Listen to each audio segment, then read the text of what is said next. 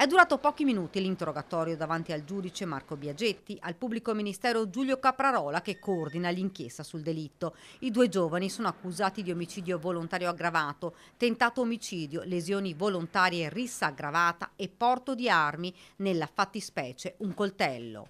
Badr Rouaji, 19 anni, e Ta Bennani, 21, si sono avvalsi della facoltà di non rispondere. La complessità della situazione non ci consente di capire effettivamente come si siano svolti i fatti, visto appunto che vi sono parecchi soggetti e che si tratta di una situazione appunto non chiara ancora nella dinamica. Bennani, spiegano gli avvocati, è provato. Noi siamo fiduciosi circa la possibilità di dare una lettura adeguata alla vicenda così complicata, anche per quello che è successo prima rispetto all'accadimento di poi, perché è evidente che sono molto significativi da un punto di vista difensivo eventuali episodi di provocazione.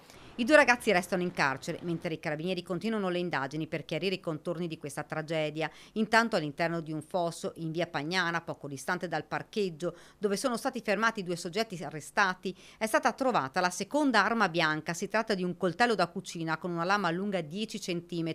L'oggetto, nascosto dalla vegetazione, è stato individuato grazie all'utilizzo di un metal detector. È stato sequestrato e sarà sottoposto ad accertamenti tecnici presso il RIS di Parma nei prossimi giorni. Mentre in queste ore vengono passati a setaccio i social alla ricerca di eventuali altri video.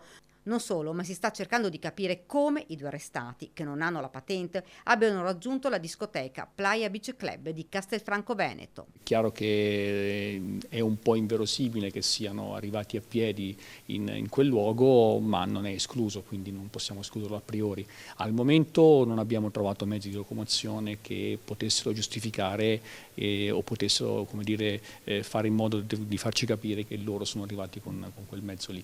L'aggressione è avvenuta nel parcheggio, 3 fendenti inferti a Lorenzo Cristea, addirittura 6, di cui uno potenzialmente mortale, ad Alessandro Bortolami, il 22enne di Zero Branco, rimasto per 2 giorni in pericolo di vita e che è stato trasferito in queste ore nel reparto di chirurgia all'ospedale di Castelfranco. Fondamentale è il video in mano alla procura consegnato da un automobilista di passaggio, immagini che cristallizzano quei momenti tragici. Tutto quello che da un punto di vista investigativo e poi chiaramente probatorio può essere utile, noi siamo qui per accoglierlo, quindi chiunque dovesse avere video, foto, qualcosa che ci dia la possibilità di fare ancora più luce su questo fatto è pregato appunto di consegnarceli.